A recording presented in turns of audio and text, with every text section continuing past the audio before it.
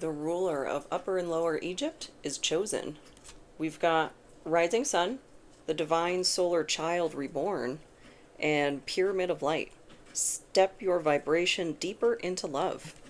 And immediately I was getting Chosen One vibes, which, if you've been on the channel for any length of time, you know I don't use that language. It's just, it feels really egoic and exclusionary, because that chosen one, you might see that in relation to like 144, that 144,000. That's from the book of the Revelation. And it's a whole like the 12 tribes, and that was a number of people that would be, I think, saved during the time of the like the fall of the Roman Empire, you know, that apocalyptic event. But I guess the way I think of an individual's relationship to the divine, it's more akin to like a pharaoh to Horus or the Pope to God, except I don't do hierarchies. So the way I see things is that that relationship is available to anyone, available to anybody who chooses the path. And even in the myths of Horus, he was literally chosen, like by the Aeneid. They voted on it. The final vote was Osiris, which, you know, maybe a little bit of nepotism, all things considered. But things had been going on, like this contest between him and Set to decide who would be the true ruler for so long. Finally, Osiris weighed in and was like, look, the true ruler of Egypt is my son, and if you don't, like, move it along, we're gonna open a portal to hell and just unleash the dead upon the mortal coil. And then that kind of motivated things to move along. So I'm wondering if you're going through a long-standing situation. Heck, it could be maybe you're in some endless round of interviews for something, because I feel like the interview process is a lot longer than it used to be, but some long-standing situation that there's a winner and a loser. So we'll start getting some cards and we'll see if we can get some details on it. But the other thing that really gave me the chosen one vibes was the dice roll. Because in the last reading, we got double Sagittarius and the ninth house. Now I've got double Pisces. So Pisces and the 12th house and the south node. Mehen. Protection. And that came out right at south node.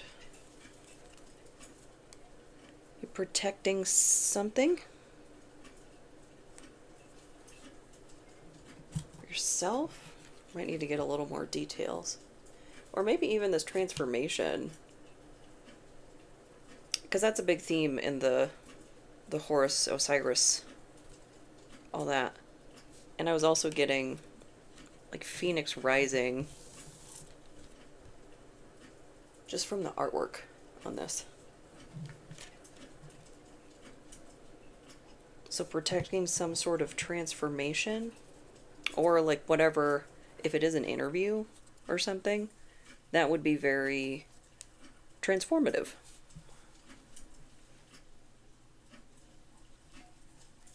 And there's also the transformation aspect of the south node.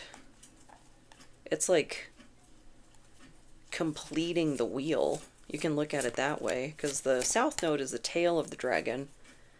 Pisces is the final sign in the wheel. You know, extends to the 12th house as well. trying to protect that turnover into whatever Aries season is bringing for you. Maybe that's some timing on that. We've got Four of Swords, Queen of Wands, and Two of Wands in reverse. So rest. And this, she can represent witchcraft in some cases with the cat that's typically on the card.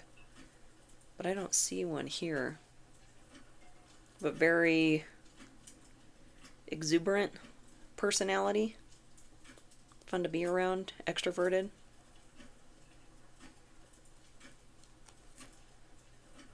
But then that Two of Wands.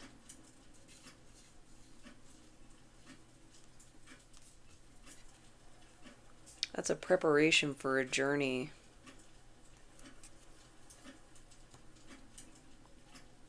I'm almost getting like temptation from this. Like, don't make impulsive decisions, like sleep on them. Because I had mentioned, you know, that relationship to the divine, dedicating yourself to a path and whatnot. There's naturally going to be temptations with that. And it doesn't even necessarily need to be a spiritual path. Maybe you're trying to give up a vice, something like that.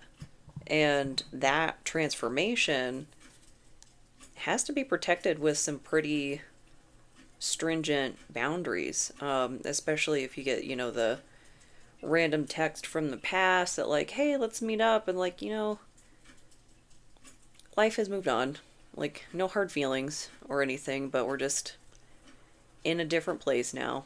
I think it can land us into trouble, I guess, opportunities for regression, if we like, nah, it's fine. Like, I know I can't even have one cigarette. Not one. Like, and which is a heck of a time to not even be able to engage that in moderation right now. But, like, if I have one cigarette, I will start smoking again. And it's the hardest thing. I've quit 3 times. I don't want to do it again. I'm good. I know what it's like, and it sucks. It's just a really, really intense habit. Like, those cravings get really intense. So what is it we're potentially going to have to stand up to in regards to temptation? And that's like a theme in,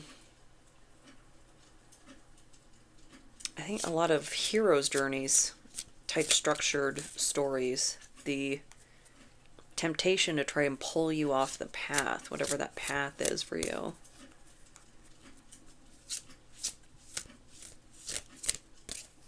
It's like, you know, you got to turn right, but you get to the fork in the road and there's a pretty lady on the left. I'm like, oh no, here we go. We are who we are. And that's why it's important to get in touch with your shadow so that you know what's lurking down there in those scary dark waters. And you're not surprised, like, you know, the only thing under the surface there is like some kelp. It's not an eel, like, you've been down there.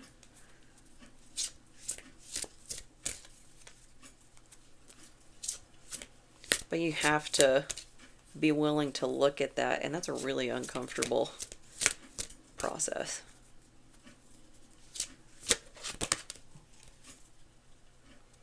Righteousness. Mertziger.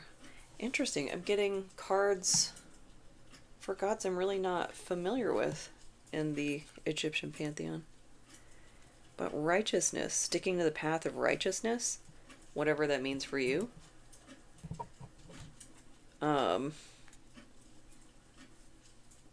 Because it could be moderation too. It doesn't necessarily have to be abstinence. Like, it's all based on your own situation. I just know for me, cigarettes are a hard no. Just cannot. Um, but abstinence is not the only approach.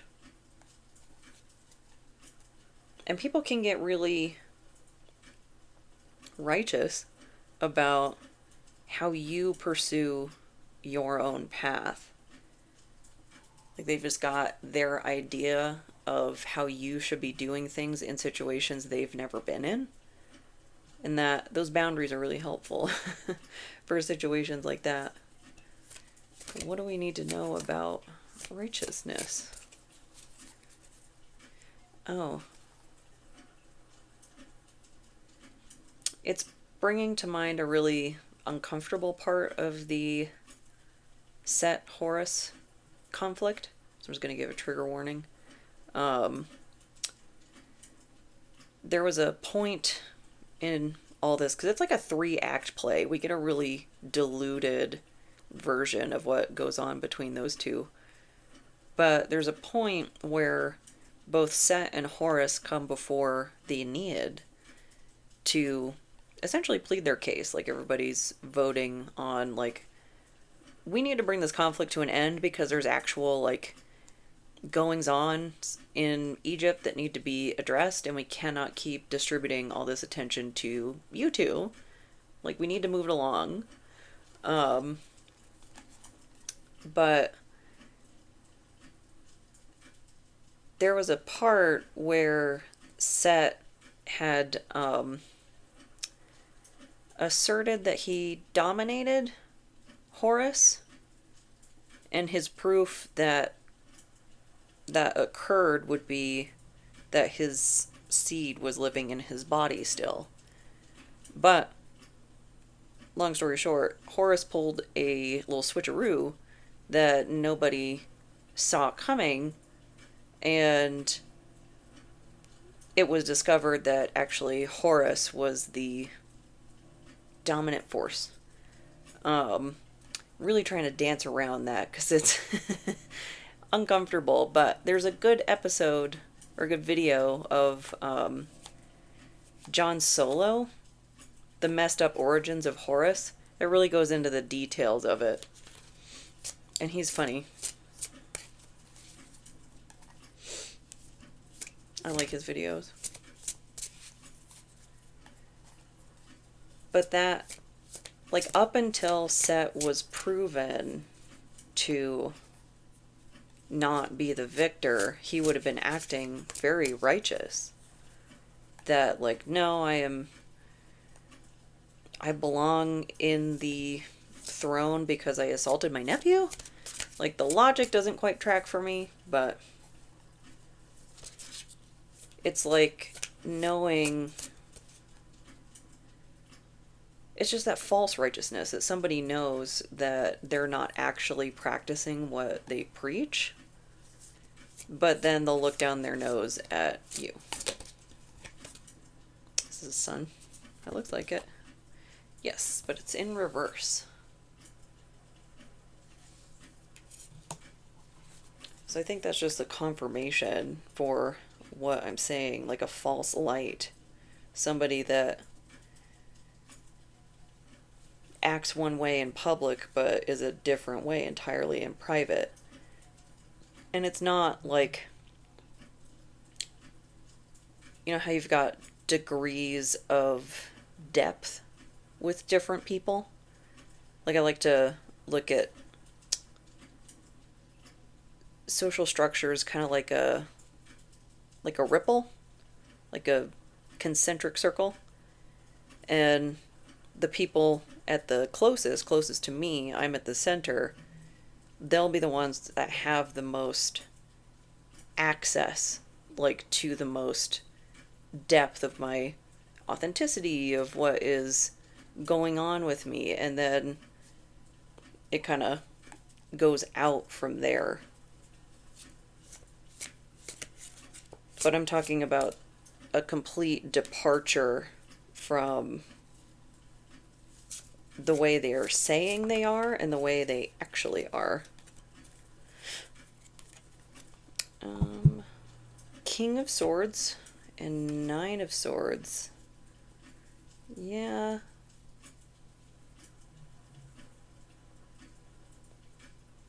I think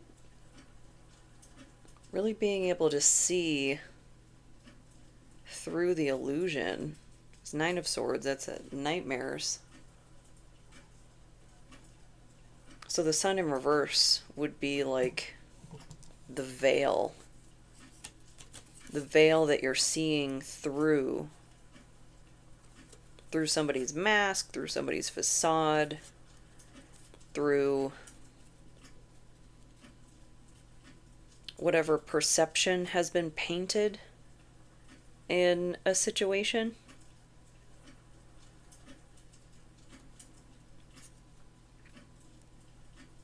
Like, I'm not quite getting sales, I'm more getting like a job or something. Like something that you don't get to see how deep the bait and switch is until like you're locked in. It's like anybody who's been through an abusive relationship. There's that turn when you're less capable of escape. There's like a change. It'll be after marriage, pregnancy, moving in together, things like that. There are behaviors that don't show themselves until like you're locked in with no way out, or at least a difficult way out. So seeing through somebody's righteousness.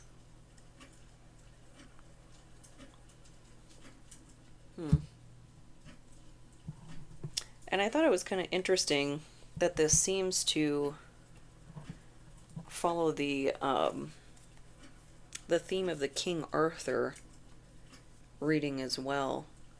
Just in that, like, the chosen archetype, the savior archetype.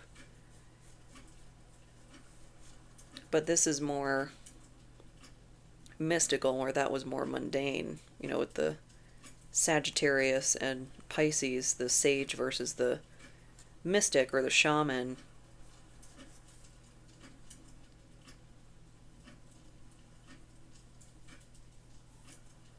So what's being revealed? Or what's hiding? What is this righteousness hiding?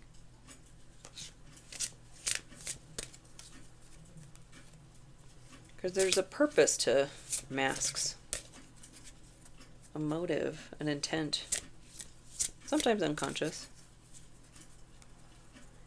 But that argument of things being unconscious becomes harder and harder to rationalize the more you see through the veil, which patterns over time.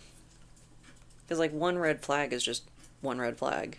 That doesn't mean it's necessarily a pattern. They could just be having a bad day. Are they having a lot of bad days though? Are they consistently only getting mad in private? Never losing their temper in front of anybody? Seems painfully in control to me.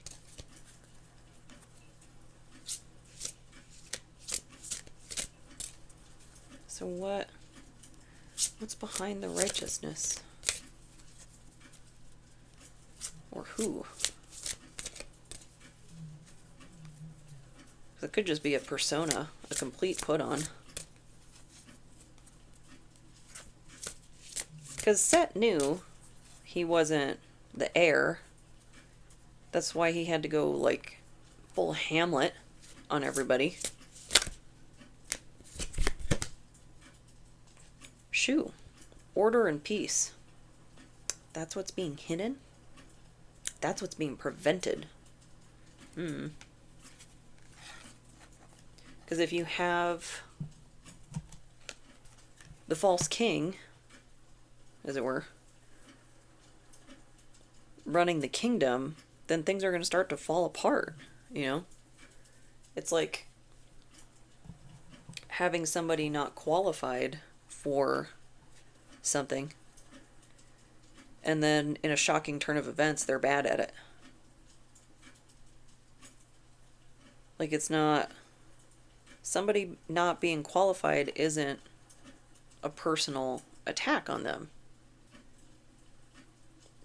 We're trying to get a job done. It's like we need a taskmaster for a task.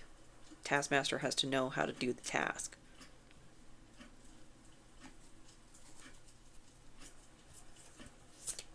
So what about order and peace?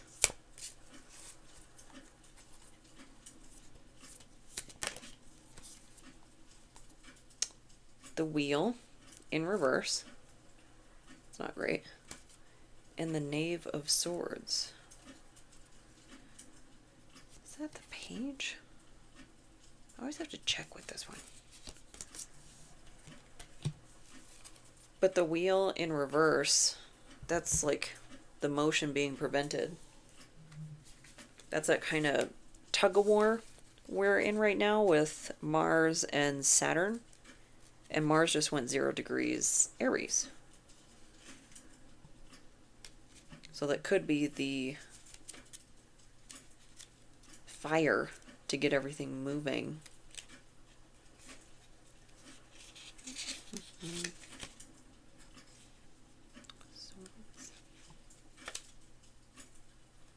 That is the page. Scribe of Mayet, lawyer, spy, message and code, hostile intention.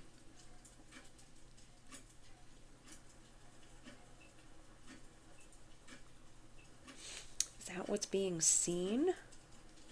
Because I feel like King of Swords, that's more likely to be you, the listener, or the whoever would be the, I guess, the protagonist in this. The benevolent force who's destined to win. And then this would be more like the Set. So Horus and Set. You can go with that. Thank you, clock.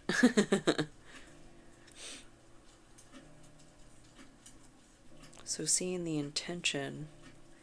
Maybe this is the... like given a rest already? Message and code? Somebody not being plain? Playing stupid games? Like dragging out some sort of process? You know, like what was happening with Horus and Set? Where finally Osiris is like, okay. Next is zombies. Do you want zombies? That's how you get zombies. And one of the good points that was made in John Solo's video was that Osiris being the ruler of the underworld was proof that gods could die. So that's what made it so compelling when he was like, yeah, I'm sending like my people up. That'll win an argument.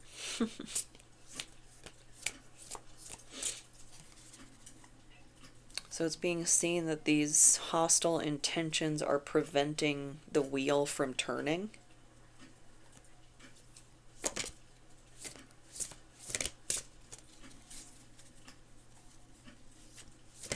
Maybe it's really being reflected with what's going on with the the celestial weather right now.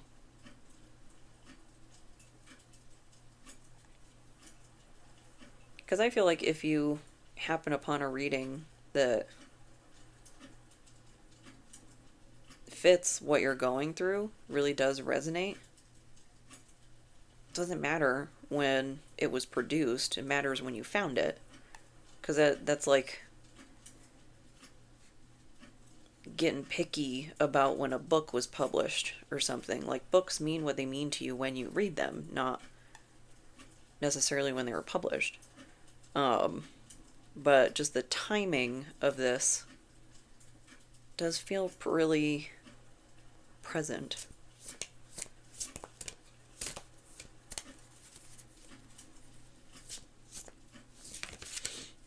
So what else about? Oh, swords. More swords. Wow.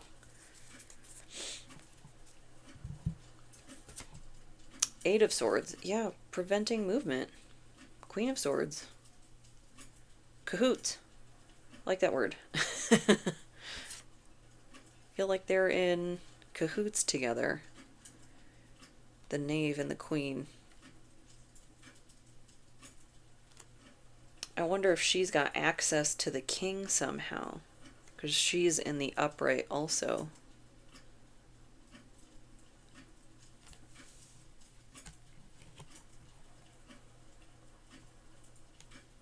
Because I feel like this is where the veil is leading. Like the lifting of the veil is letting us see this part. That peace and order and movement is being prevented. And somebody's imprisoned. Like the little crocodile. Not blindfolded, like what you would typically see in the Eight of Swords. So it's like they can see that they're in prison, but it's the ability to do anything about it that's the issue. Because we can kind of, I mean, you could make an assumption that he can just swim off of this thing, but we don't actually know what's in that other part. Like, does the crocodile see something nobody else can see, and that's why they're like sitting still? Because people, like, it really does drive me crazy when people are be like, oh, you're not trapped, like it's just a mindset. Like, have you not heard of circumstances? What about stuff and things? They happen. And the person in the situation that's using that language that says, I'm trapped, they're describing abuse. Even if they're not using that word explicitly, but if we just immediately project a judgment onto that, like, oh, your situation isn't real, like, you don't know what's going on, grown adult, that leads to them shutting down. Like, that doesn't lead to an open, like, curious exchange to be like, oh, why do you feel trapped? Like, what's going on? That's strong language.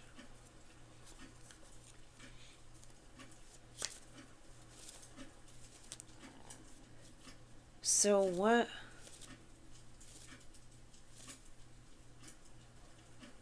is there a lot of crocodiles? That's kind of the feeling that I'm getting.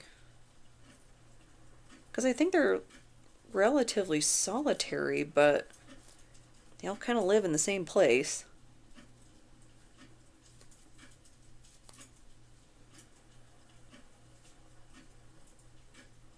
How do we get the wheel turning?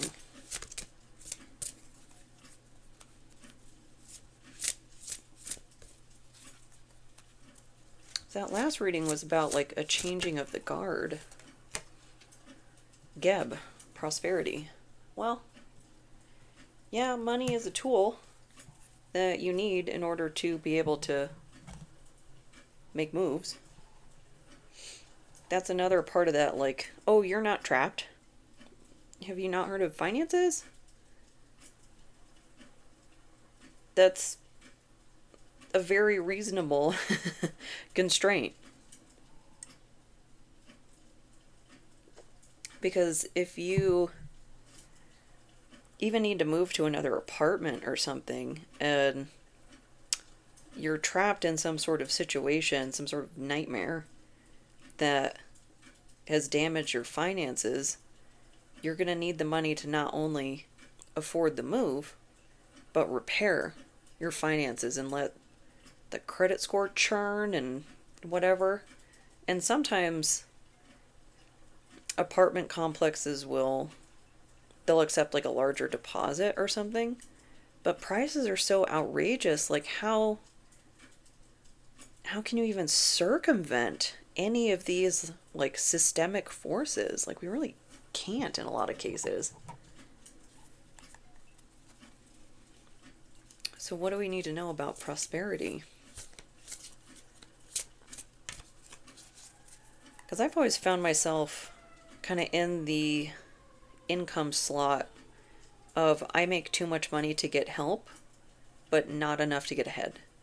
Like I'm always been caught in this little lurch, trying to escape that margin. And it's like anytime I start to build up a little bit of cushion or something will happen.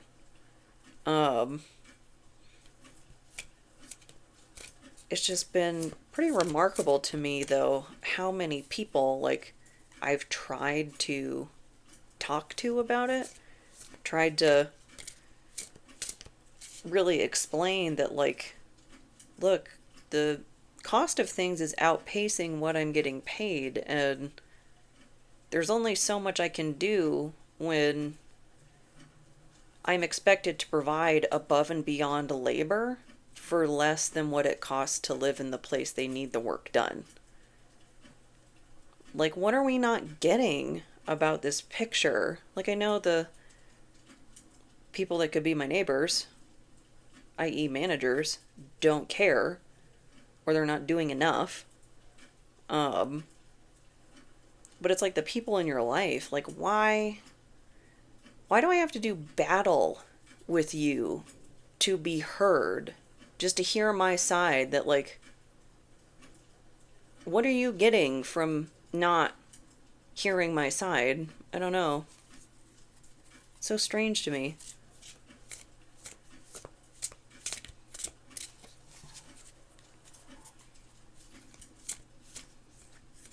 So maybe that's the prison that you've been trying to describe to people. This, like, yeah, you're telling me, like, just walk out. Like, just walk out this side. There's nothing over there. But I can see something you can't. And I keep telling you that. And I tell you that I can see it from my perspective and you can't because you're over there. And you just won't listen.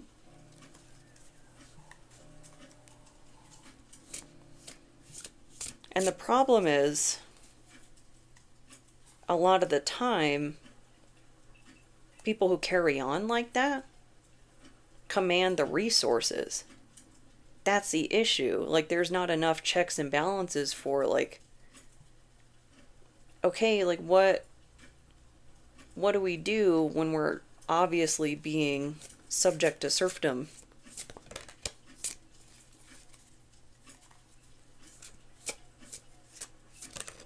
I don't have a good answer to that.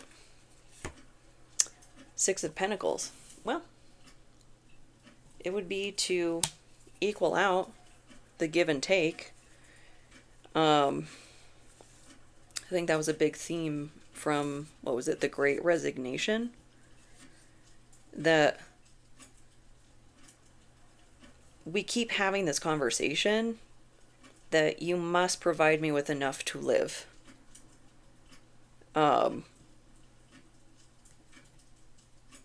And I mean, the audacity to expect above and beyond when I'm not even getting the minimum. If I have to supplement your employment, how can you even ask for above and beyond?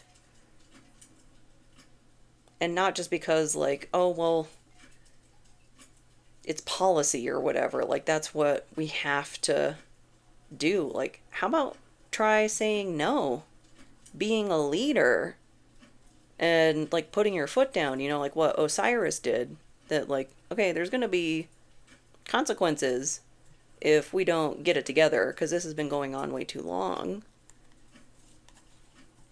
Because you can't force other people to do the right thing, but you can be a disruptor. In the relationships to the divine and whatnot, you see that a lot in different paradigms, that the archetype of the savior, they're a disruptor. Neo is a good example, because the prophecy in the Matrix, it wasn't that Neo is the one. It was, there's someone inside the Matrix with the power to change it.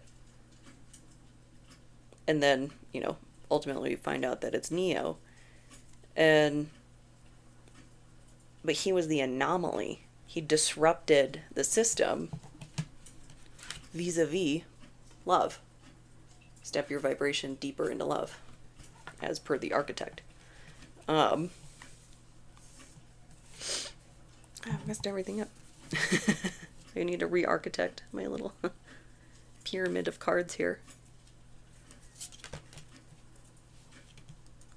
And yeah, for a movie, of course it's going to be like the one guy that they're going after. It would have been a very different movie if they would have captured him in the office building. But in a real world scenario, the disruptor is a person who answers the call and then does something about out of balance systems, things like that.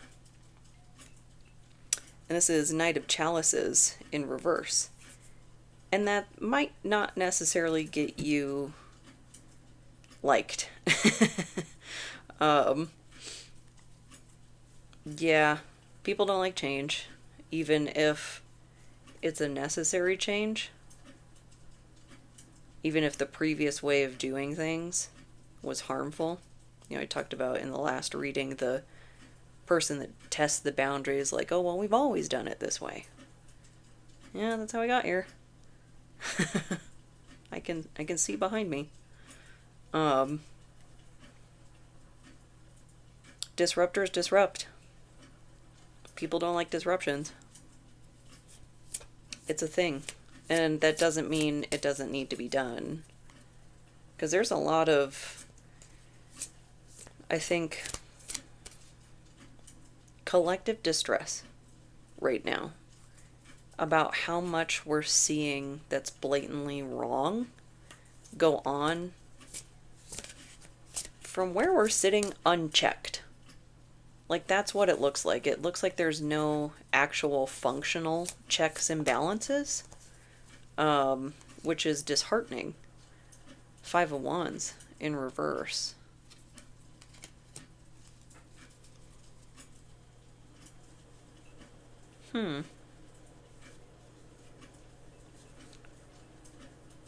Trying to reduce conflict? Yeah. I mean, there would be an initial increase in conflict. Trying to actually get checks and balances working again. Like that tension and that's in any context. If people have been getting away with things for a while, they don't like switching back to doing them the right way. But then over time, the goal is to smooth things out, is to reduce conflict. And again, that increase in the initial tension, that doesn't mean you're wrong. It just means people are grumpy.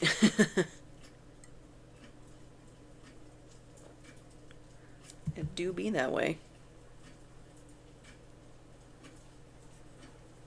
So a little bit of a repeating theme from the last reading, but it seems like a up level, and a really fast one too, from Arthur to Horus, because it has that extra component of the divine. So maybe there is something significant about Aries season, which I think is wrapping up soon, actually.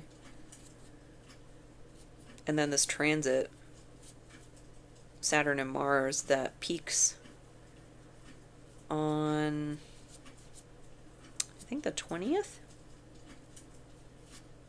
Something like that. And then we'll switch over into Taurus season. So a lot going on. And I mean, there has been a lot going on in the macro world. Oh, yeah, change. Deftones. We need some change.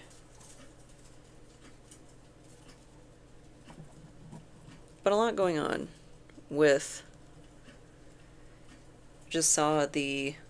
that the Pentagon threatened the Pope. That was pretty insane. Just so much there. And I think all of us are so exhausted by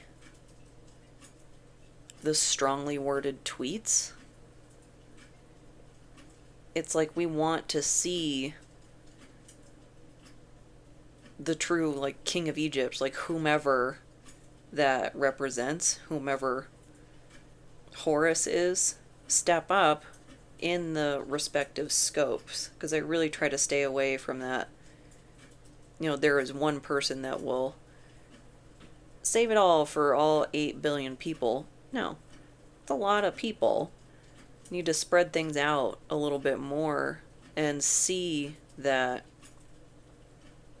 the more people that commit to disrupt the status quo, the more things are going to change. And if change is what we want, we're going to have to start doing things differently.